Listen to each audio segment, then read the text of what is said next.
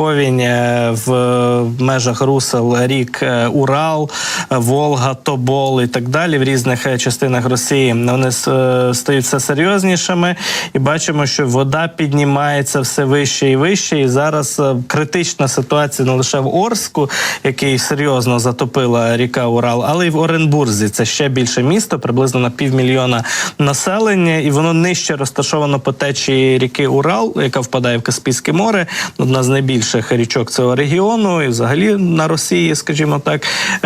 От Оренбург постраждав навіть більше, ніж Орск зараз, за попередніми даними. Там рівень води у річці зріс за минулу ніч ще на 32 сантиметри і становить зараз вже 10,5 метрів. 10 метрів 54 сантиметри. В Орску рівень ріки Урал був до 9 метрів піднявся, а тут вже навіть на 1,5 метра вище. Ну і кажуть, що небезпечний показник перевищено на 124 сантиметри загалом, тобто навіть вище небезпеки, так, більше, майже на 1,5 метра, тобто більше метра ще вода піднялася. Бачимо, затоплено цілі райони Оренбурга. Ці фото зроблені з повітря і супутника от з 3 по 9 квітня, але вода все ще піднімалася за останні дні, тобто ситуація навіть гірше виглядає вже станом на сьогодні в Оренбурзькій області і в місті Оренбург. Затоплено також інші прилеглі населені пункти, але Оренбург серед них найбільший. І губернатор цієї області, Оренбурзької області, Вадим Шумков, він здогадався все ж таки задіяти вищі сили, аби вони відвернули дощі і повінь якось спала сама по собі, не сама по собі, а з Божою допомогою, очевидною.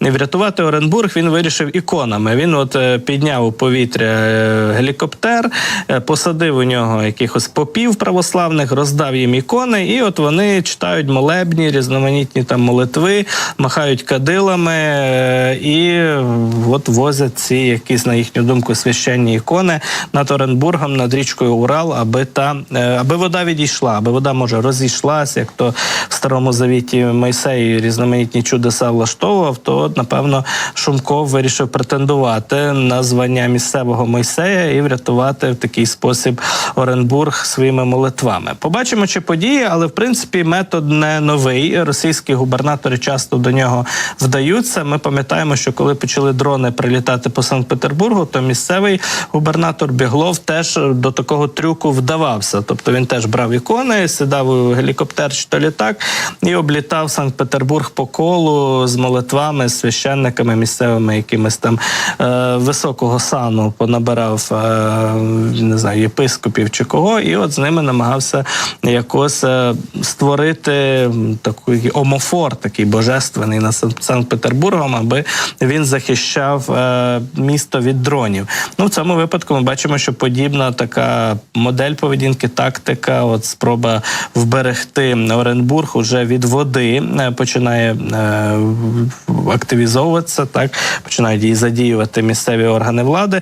Якщо розікрали всі гроші на дамби і на інші засоби реального убезпечення, так, і захисту міста, то тепер доводиться хіба що молитися. Ще цікаво, що в Оренбурга дуже доречний герб виявився до всіх цих подій. Місто затопило, а герб у нього відповідає абсолютно цим подіям, хоча його обирали значно раніше, можливо, навіть в часи Російської імперії. Бачимо тут імперський такий орел, російська курка двоголова, яка тоне буквально у водах Уралу, і внизу хрестик, який, в принципі, нам повідомляє про майбутнє цього міста, що мало хто, напевно, зможе врятуватися із цієї високої води, яка в Уралі раптово піднялася цієї весни.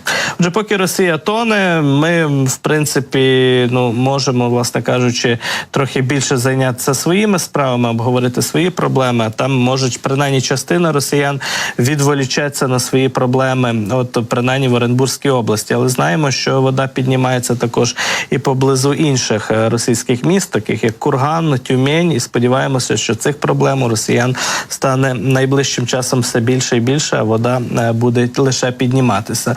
Друзі, в той же час нагадаю вам про те, що у нас є важливий збір, це новий збір на користь наших прикордонників, на підтримку наших прикордонників. Йде мова про Донецький прикордонний загін, який воює від початку Великої війни на дійсно важливих і гарячих напрямках фронту. І за QR-кодом, який з'явився на екрані, перейдіть, будь ласка, і задонатьте на Ford Transit, на мікроавтобус для наших військових прикордонників. Ми на транспорт збираємо часто, транспорт, зрештою, потрібен постійно нашим військовим. І от QR-код, який з'явився на екрані, перенаправить вас на всі деталі цього збору, і ви зможете долучитися до нього. Я дякую кожному нашому глядачеві, хто вже долучився, оскільки 20%, майже 20% вже зібрано. Ми лише от розпочали цей новий збір, тому сподіваємося на вашу найактивнішу підтримку. І дякую ще раз кожному за ваш донат, за кожну гривню, яка вже до цього збору долучилася.